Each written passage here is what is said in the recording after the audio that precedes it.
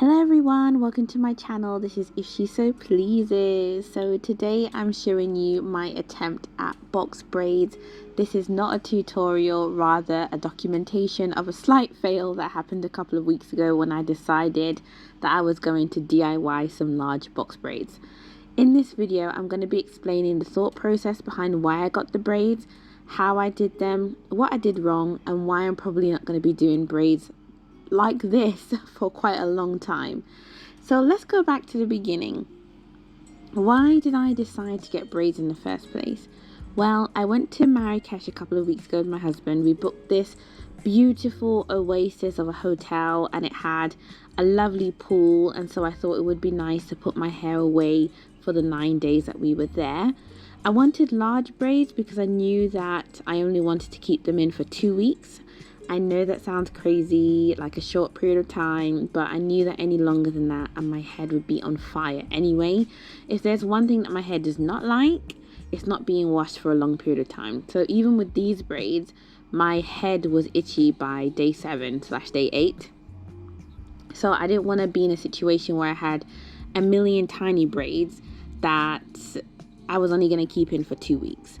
Plus, I think large braids actually work better with my face shape as well. So that was another motivation. You might be wondering why I didn't just wash my hair while it was in braids and keep them in for longer. But I kind of knew in advance that wasn't really something that I wanted to do.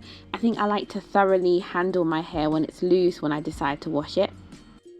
I should probably let you know that I'm not new to braids. I used to do them back to back to back to back when I was at uni, and I've never had anyone else do my braids for me. I've always done my own. But the gag is, what I didn't realize was that that was about 7 years ago. I was here thinking it was yesterday. It wasn't yesterday. So I haven't done my own braids for about 7 years. So I think you can imagine there are some things that I've forgotten. So let's get into the method that I chose. So I knew I wanted to work on stretched hair because I wanted to make sure that I was avoiding shrinkage as much as possible. My thought process was that if it was stretched from the beginning, even after swimming, it would kind of remain stretched within the braid, and so I could avoid the subsequent possible breakage during the takedown. So what you can see on screen here is my hair the day after wash day. My wash day consisted of shampooing, deep conditioning, and then I applied my leave-ins. This is a leave-in that I use this time around. Now, it's not my favorite to be honest, but a few months ago I was in the shop and they were on sale for £1 each. What is that in American money? Like $1.20 each. So I bought 5. Now, why would I buy 5 of something that I haven't even tried yet, you ask? I don't know the answer to that. Okay, in shots, don't worry about it. So I sealed my hair with my hair butter as usual. No matter what, I always use this, but I feel like it was super appropriate this time because it really helped to have something that would keep my hair moisturized for the whole 2-week period. And I wanted my braids to smell like strawberry, so I used the strawberry scented hair butter. As usual, the link is in my bio below, so if you are interested, please feel free to click and have a look at my website. I have free shipping worldwide, plus 2 new scrunchy colors. So yeah, if you're interested, please have a look. Once I moisturized my hair, I braided my hair into 8 sections and I popped my flexi rods at the bottom. So the idea behind this was that my hair would dry over the next couple of days and then I would start braiding. However, plans in my life changed and I had to braid my hair the next day instead, which wasn't ideal. So on screen is me the next day taking down my unfortunately damp hair in order to braid it. This is the hair that I'm using to braid this time around. I got a lot of this hair, as you can see, from the beauty supply shop about a year ago. I thought I was going to use it during my honeymoon in Menorca last year, but I ended up going with my natural hair instead. When I was doing braids years ago, I didn't have a specific braiding hair brand that I would stick to or anything like that.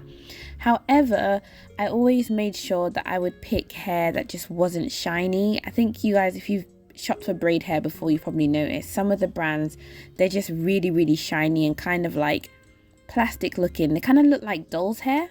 So I wanted to avoid those kind of ones, and I picked one that had sort of a slight texture and just less of a shine. So I started in the back of my hair and I twisted each section before grabbing the braiding hair. Each section I did, of course, quite large because I am doing large braids this time around.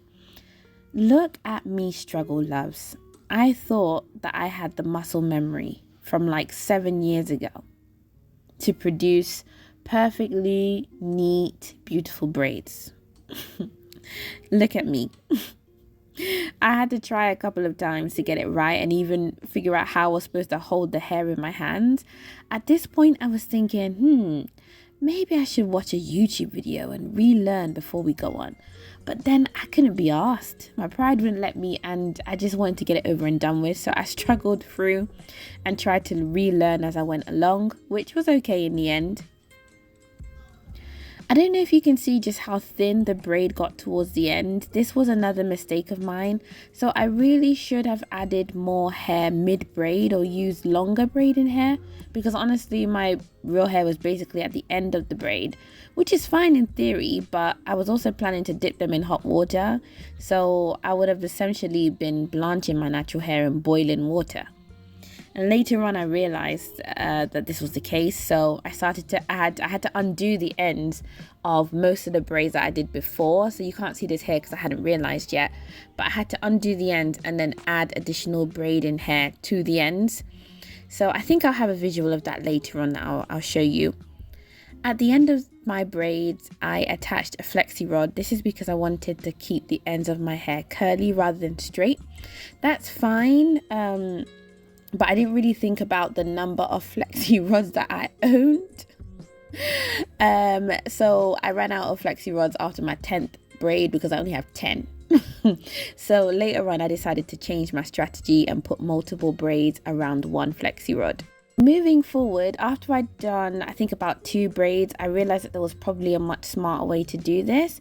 So I started to twist all of my hair all over my head, and then I went on to the braiding section. So here you'll just see me twisting all my hair up.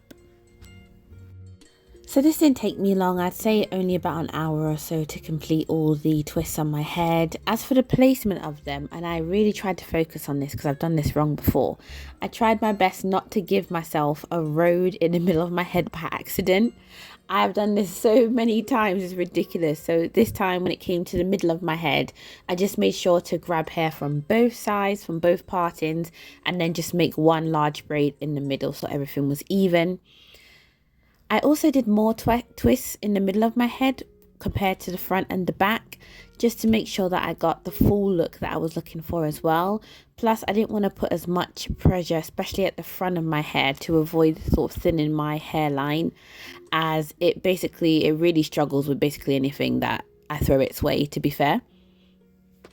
On a side note, you can see the shrinkage that my hair likes to perform when I don't go out of my way to stretch it. There's nothing wrong with it, of course, but I know that some people are under the impression that my hair doesn't shrink as much, or that it's naturally stretched, I should say, but this isn't the case at all. After the twists were done, I moved on to braiding, and I think you can see on screen here that I'm almost done already. I wasn't going to film the whole thing, my phone was dying. So the first thing I thought when I was almost done was, sheesh, this is heavy, you know. It's been a really long time, so I had completely forgotten about the weight of braiding hair. I felt like my neck kept slipping backwards. I couldn't believe how heavy my head was. Anyway, in the end, going for large braids was best because I managed to finish everything, including the twist, within about 4 hours. So it would have taken me probably about 3.5, but I kept having to go back and redo braids because I wasn't really doing them the way I was supposed to. This is just because the muscle memory just wasn't there, so I had to keep redoing them. Here you can see me on screen getting some hair together so that I can add it to the end of my braids, and that was just to put some distance between my own hair and the impending doom of the boiling hot water. However, for some reason I was cutting some super short pieces. I don't know what I was trying to do with these. I mean, it worked, but I could definitely have done it with some larger pieces. Here you can see me grappling with the hot water. This process took a lot longer than I expected because I only had 10 flexi rods. So I kept finding myself dipping, then rushing the hair to dry, then removing the flexi rods so I can use them on another piece of, or another braid, I should say. And there were some that I didn't give enough time to dry, so I had to curl them again and again. So I definitely would not recommend the way I was doing things. But finally I got through it, and this was the end result here. Overall, I really liked the look. It did take a lot of things out of my to-do list while I was on holiday. I actually didn't take any hair products with me at all. The only thing I brought with me, I think, was my bonnet, which was nice for once. But I did miss my hair, funny enough. I think by the end of the week, I was definitely ready to take the braids out. My hair was heavy, and then after going to Marrakesh, it can be quite dusty in some areas, and so I just felt this feeling like my hair wasn't very clean.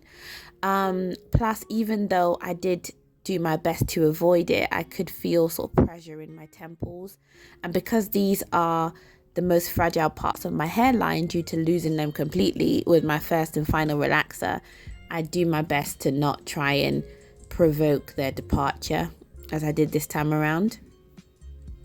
So that's it for today. I think for my next holiday, which is coming up later this month, I'm going to just braid my own hair and wear it like that, because this was a lot of trouble and wait for 2 weeks of wear.